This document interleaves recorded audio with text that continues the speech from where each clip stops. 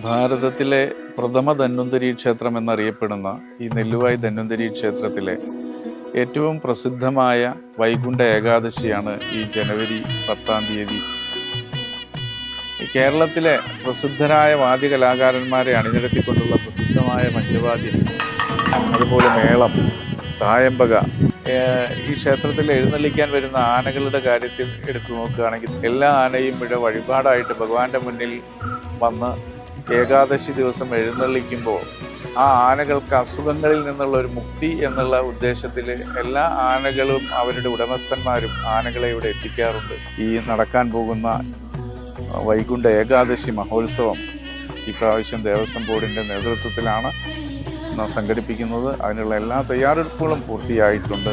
എല്ലാ നല്ല മനസ്സുകളെയും ഈ ക്ഷേത്ര സന്നിധിയിലേക്ക് സാദരം ക്ഷണിച്ചുകൊണ്ട്